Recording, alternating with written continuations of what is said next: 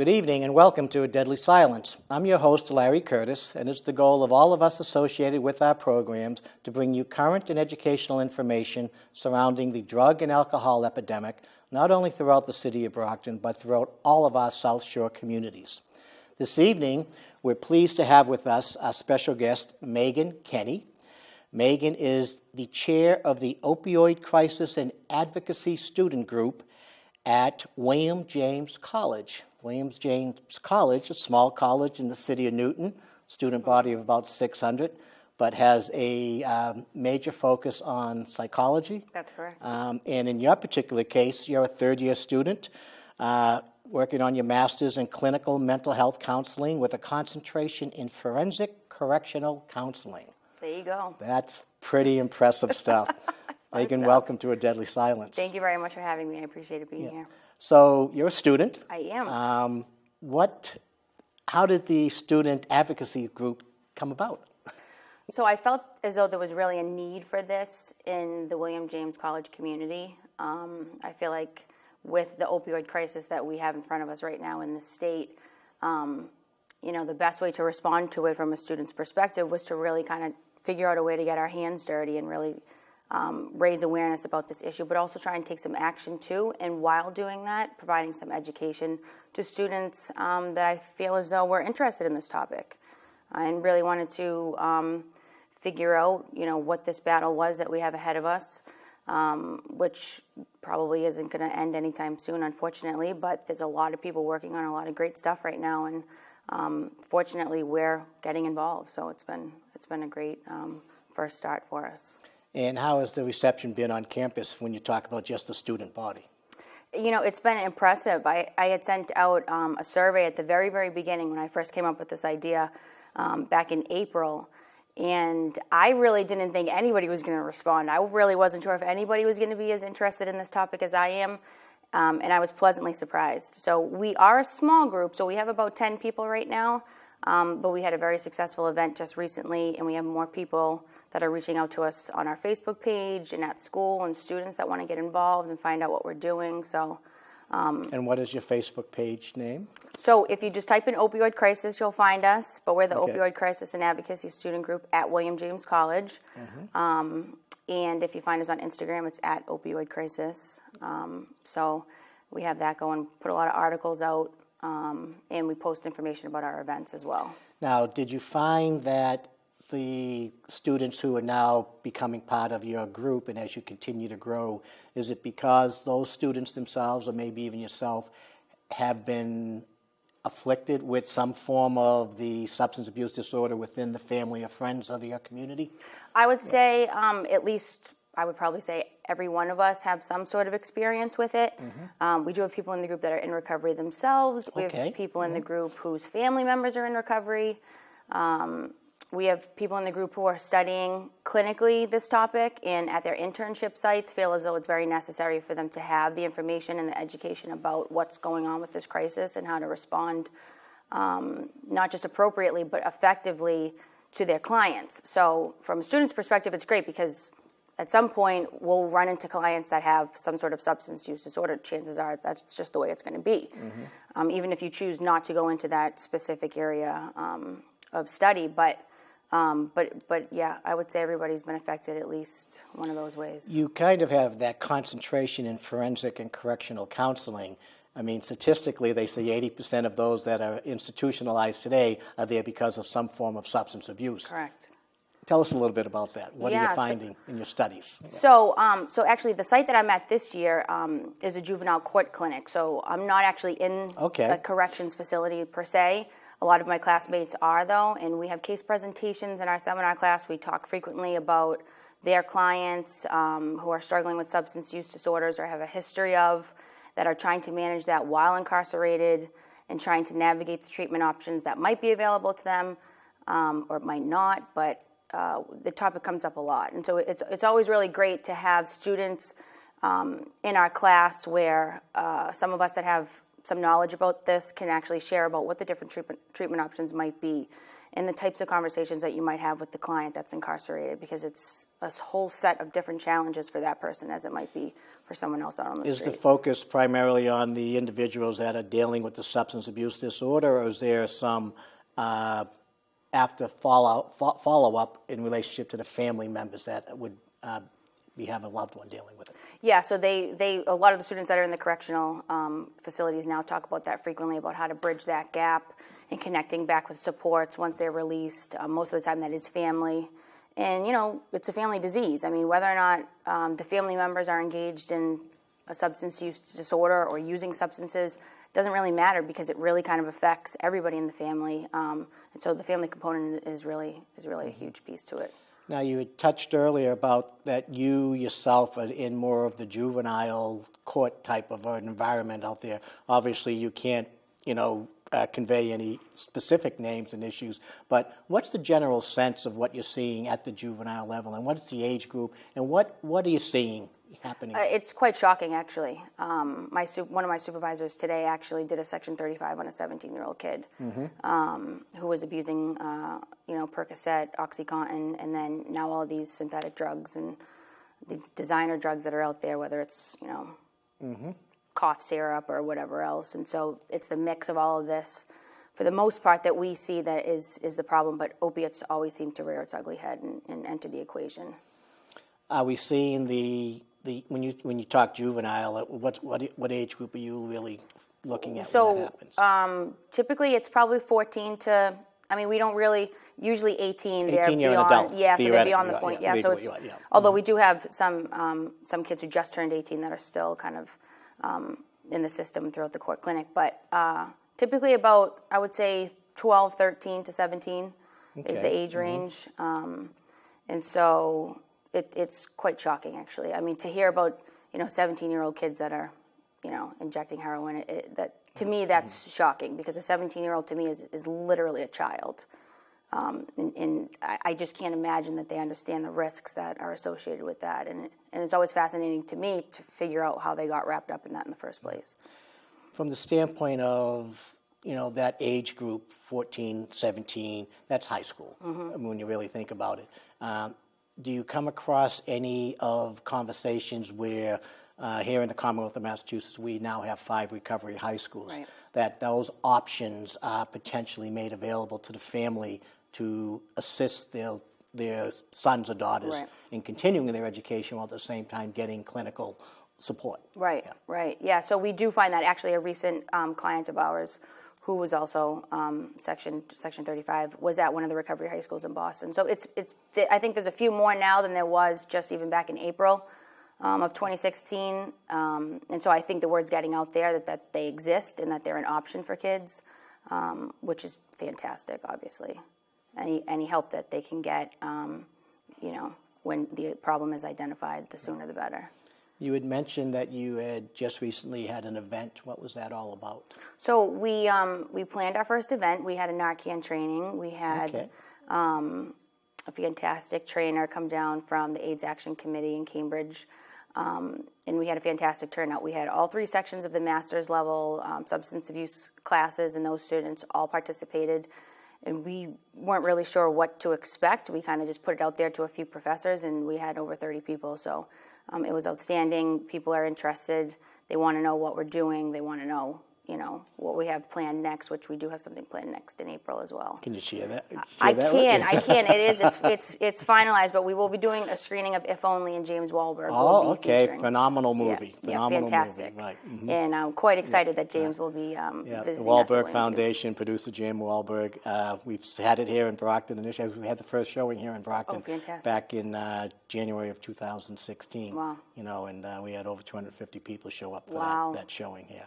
So you'll be excellent choice. Yeah, excellent choice. I have to agree, and I think for the Newton community, I think it would be important for parents of high school kids to attend as well. So we're going to open it up to outside, just WJC alone, but we're going to expand it to the communities and to our friends. I think that's important to see, because it's a very powerful film. Definitely. There's no question about that. Definitely. What do you see from the standpoint of ethnicities within the substance abuse disorder Are you seeing, is it across the board, male, female together, blended, different minority? Yeah, I mean, I don't know that I can speak on specific numbers, and I'm not sure that we really even probably have those numbers at the core clinic that are readily available. But, you know, I mean, I think substance use as a whole doesn't discriminate. Absolutely does not. You know, and I think both boys and girls will face similar challenges. I mean, I think when you look at the numbers, it's at this point with opiates, it's predominantly, you know, middle-aged white males. But for us, I think it would probably be hard to say with the young kids just because you don't see an overwhelming number of opioid addiction above anything else. It's like I said, it's usually a decent mix of a number of drugs. So I'm not sure I'd be able to tease out and say, you know, opioids affect this population or, you know, other, but yeah. As you continue your studies, your education, onto your masters and so forth, from a clinical perspective, I mean, it's becoming more and more evident that society in general is beginning to recognize or understand that substance abuse disorder is a disease, you know, versus the stigma that's been associated with it all along. What do you see changing in the educational framework? So it's funny that you should say that because I'm part of the planning committee for an event that's not part of the student group, but part of William James College, will be taking place in May 23rd, actually, at the Back Bay Event Center. It's called Moving Beyond Stigma. So we had an event last year called Opioid Crisis, Thinking Outside the Box. We had over 600 people attend, clinicians, professionals, family, people in recovery. So it was a great success. And out of that forum, we had four or five work groups of professionals convened together to actually try and implement some action here.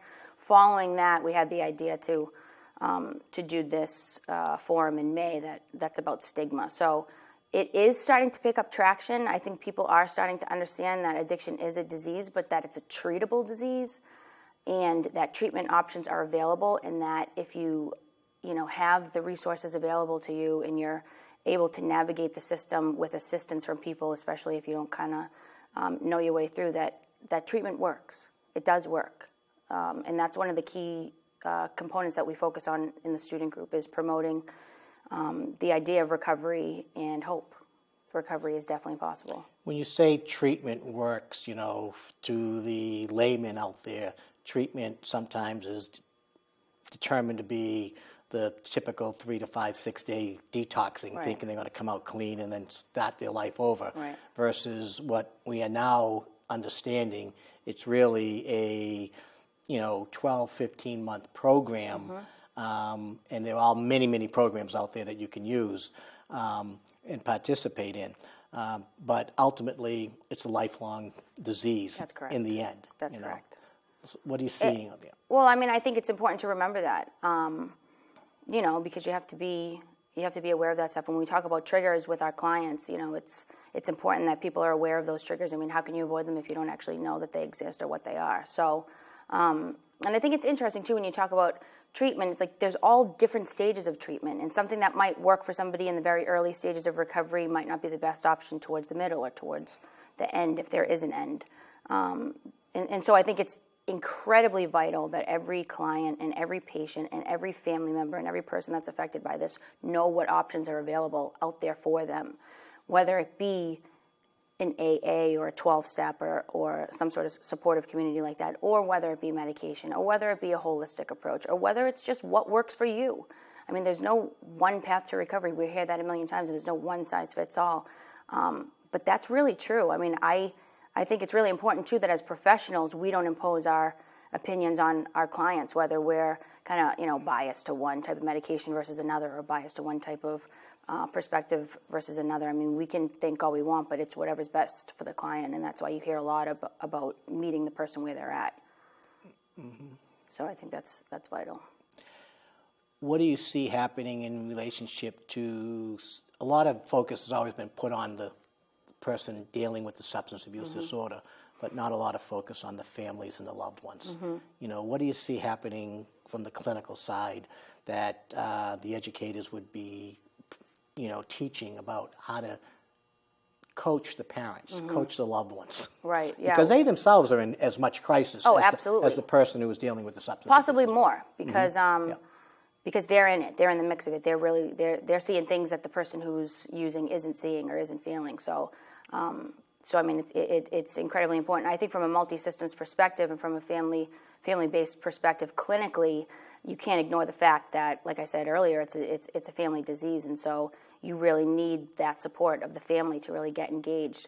But it's difficult too, because throughout the duration of somebody's use, chances are the trust has been broken and those relationships have been severed. It's one of the things when I talk about one of the medications, Vivitrol, it's the one piece to that medication that I don't see in some of the other treatment options that I find so valuable, which is the peace of mind that the family gets if the person is committed to that type of treatment and it's working for them. The ability to be able to abstain from any opioids and knowing that person has a blocker in their system for the next 30 days really is, I've seen it. I've seen it in families with kids who are struggling severely that have tried Vivitrol. It doesn't work for everybody, but for the people that I have seen it work for, it doesn't just work for them, it works for the family too, because it's really a sense of a peace of mind. And when you talk about the different medications that are available, typically it was the methadone that was a daily dosage. Right. And then they went to Suboxone, which was the pill form that could be, given in quantities and then over a period of time. And now the Vivitrol that we're seeing. Now, Vivitrol has been around for a long time because it was used to treat alcoholism, Right. But are you seeing a sense that Vivitrol, I like the comment you made, the peace of mind for the family as well. For the family. And that's not to say it's going to work every time, but like I said, when it has shown to be successful, which I have to say, just in my personal life alone, I've seen it a number of times, it just provides an extra piece that I don't think people really think about or kind of goes by the wayside. But it's funny, 2010, I believe, is when Vivitrol was approved by the FDA, I think for opioid addiction for 2010, but prior to that was for alcohol. And I know that, people are starting to find more information about that and kind of how it works, and I think it's starting to, pick up speed where people are conversing about it. It's part of a lot of these forums and these conferences that you see when you have professionals up there talking about the different treatment options. But anything that's kind of like new or semi-new, even 5 years is probably, or even 10 years is probably still considered relatively new. But absolutely, yeah, and then you just find out more things about it as you go on, and so who knows what that company will. You touched on comments about triggers, and obviously, when somebody is in recovery, they got to be cognizant of what the triggers are that might draw them back. Right. What are you seeing happening? How does one deal with recognizing the triggers? Well, I think, that conversation is important, especially with the juvenile population and the adolescent population, the younger kids, where the peer group is such a significant part of their identity. I don't think it's a coincidence that for most teenagers, their friends are literally their life, because at that stage, that really is the truth. But having a friend group and a peer group that's using while you're trying to stay clean and get yourself together and kind of navigate your own recovery, I mean, it's just you're fighting a losing battle, and that's one of the big triggers that we see, especially in the court clinic, of kids or adults really not being able to separate themselves from the people that they used to use with, because it's just not going to work. So you really have to make that decision of, well, we can still remain friends, and when you're clean and sober, maybe we can reconnect, and it's not personal. But for the sake of someone's recovery, they really have to create a positive, support system around them of people that aren't using. So let's do a 180-degree flip and talk about parents that might be enabling. And not knowing that they're enabling. What do you see happening out there on the clinical side? It's interesting. I think I'm not a parent, so it would be hard for me to really say. But I think it's probably going to be the hardest thing that anybody's probably ever gone through, really, is to not just lose a child to addiction, but fight that battle with them. And so obviously, parents do whatever they can. They do whatever they think is right. I'm kind of from like the old school thought of the tough love, but that's easy for me to say because I don't have kids. You're not a parent. If I had a kid, I'd probably be singing a different tune. But even just in the court clinic, even just non-substance abuse related stuff, it really is about limit setting and boundaries and being able to, And I know it's easy to say that it's not just about setting boundaries and setting expectations. But it's hard to do that when you love somebody that has a problem that's causing so much turmoil in the family. So your Opioid Crisis and Advocacy Group at the college, you're going to go on and graduate next year. That's right. Hopefully I'll still be there, though, because I've applied to the doctoral program. Okay. So we'll find out if I get into the doctoral program. If I do, I'll be there for another 4 years or so. Is the college supportive of the initiatives that's underway? The college has been incredibly supportive. We have so many professors that have reached out and lent their support. We've consulted. We've gotten advice from a number of the professors that we have at our school that are substance abuse professors, in addition to part of the school psychology program. Everybody just is on board with it. They recognize the need, and they're also excited. I mean, we had some that attended our Narcan training, some professors, not just students. And the school is working really hard to get the message out there that we have a problem in this country that needs to be addressed. And we can do that by training our students to be, competent clinicians to be able to handle this issue when it comes before them in a private setting. So what do you see as the biggest challenge going forward right now? For the group, you mean? Yeah. Mm-hmm. Well, I think it'll be getting our name out there and getting people to know kind of who we are and what we're doing. And also, like we put some expectations on ourselves to be able to pull off some of these events. So hopefully we can do that. But Challenging yourself. I think it's going to be challenging to move forward with some of the event planning that we have and get the numbers of people to turn out. And I think we want it all to be a success. And so far, so good. So tell us about the significance of the heart on the... Right here, yeah. So these are the hands all working together, and I really just thought that was really symbolic. I didn't realize that until you pointed that out. Yeah. So it's a heart, but it's also the hands all holding each other as it makes that nice little symbol. And I saw the emblem, and I'm like, we have to put that on the shirt because right now, we're small, but we're mighty, and we're all working really hard to get this message out there and to do really good stuff as a really, passionate group of students. That's some tremendous work, and I need to congratulate you on bringing the student body together and starting this, student group together, and it's phenomenal work that you'll be doing out there. What would you say to the parents out there that don't believe it could happen to their kids? Oh. Not my kid. Yeah, the not my kid thought process. Well, I mean, I think that's one of the reasons why If Only has been one of the greatest short films with substance abuse, at least in the last year or so, to address that issue. That's where the stigma comes in, unfortunately, of the not my kid. And the truth is like I said earlier, it just does not discriminate. I think not recognizing that everybody is susceptible to this is the barrier, one of the barriers when somebody's family member does fall into this situation. Is it not recognizing it or ignoring it? I think a little bit of both. Mm-hmm. Yeah, I think a little bit of both. I think at this point there's so much education out there right now that it would be hard to not know what's going on. And so I think if anybody is kind of in that situation, they probably have to question whether or not there's a little bit of denial there. But yeah, I mean, it's funny. When I was in high school, that was everybody's perspective, not my kid. Now, I think people are forced to have a different perspective on it because, unfortunately, a lot of people that had that perspective, it did end up being their kid because it could be anybody's kid. And so I think that's where the stigma comes in. When you work with the juvenile element, and you mentioned it's 13, 17 year of age children, do we need to get into the middle schools at a younger age and start educating? Absolutely. Absolutely. I mean, education is key, especially when we talk about prevention.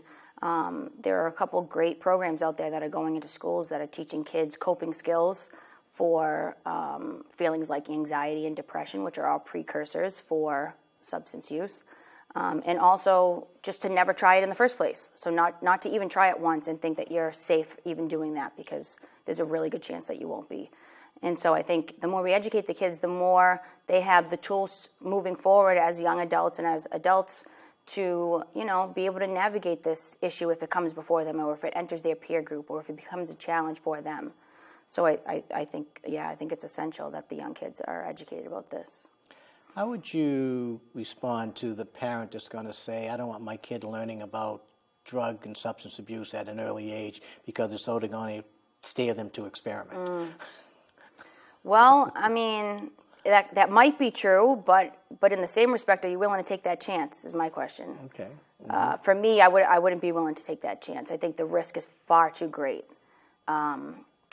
Yeah, and so I think having the perspective that we have, I think, like 6 overdose deaths a day in Massachusetts at this point, somewhere up around that number. 4.9 right now in 2016. It's 4.9 Yeah, average per day right now in the Commonwealth. Which is far too high. I mean, Yeah. any number is too high, but I think we're up to statistically 129 deaths per day in the country on opioid, overdose out there right now. So yeah, it definitely is a significant issue.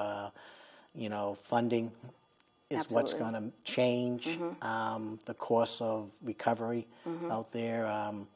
There's a lot of organizations, and you mentioned the correctional focus as well, to rehabilitate versus incarcerate. Correct. Let's take those funds and shift the Absolutely. So because I mean, addiction, substance use, all of the above. I mean, it's not a moral failing. It's and to treat it like it is and to criminalize it. How can you not see that it just reinforces the behavior? So, I mean, if you give somebody a record because you've arrested them because of a drug charge, well, you're setting the stage for them to return to that lifestyle. Setting the stage to fail. Yeah, because I mean, I have a son that has been through all of the correctional issues associated with his drug use, and he's virtually impossible to find any type of sustainable job. Right. To continue to grow, and move forward. Right. It's very, very difficult. Right. At least the Commonwealth changed that law that they now don't take their driver's license away from Right. these individuals, Right. again, impeding them from finding work. But we've got about a minute left here. So give a pitch about your group, about your college. So what we William can look James forward to. College is a Yep. fantastic college. I've had a great 3 years. I've learned more about myself, more than I've ever expected through the process of learning about other people. It's been tremendously rewarding. It's been awesome to have the opportunity to spearhead this group, to have the support of the school behind me, to be working on the other projects that the school has going on in regards to the opioid crisis. The event that we have coming up in May is going to be absolutely outstanding. We have some of the most fantastic keynote speakers that are coming in. We have the support of big, huge companies within the Boston, Massachusetts, and nationally. So we're really excited about that, and we're hoping to employ some action out of that. So with the stigma, having people actually take action and start changing the language in their everyday lives. And that's underway. I mean, it's a very slow shift of the pendulum, but it's definitely underway, no question about that. I believe we're at the end of our show right now. Maegan, I want to thank you for coming in and sharing with us, your story and what's happening at the college. And congratulations on you and your group. And it's a phenomenal undertaking, and it's one well worth, moving forward on. So on behalf of all of us here at Deadly Silence, I want to thank you for coming with us this evening, and we'll see you again in the next episode.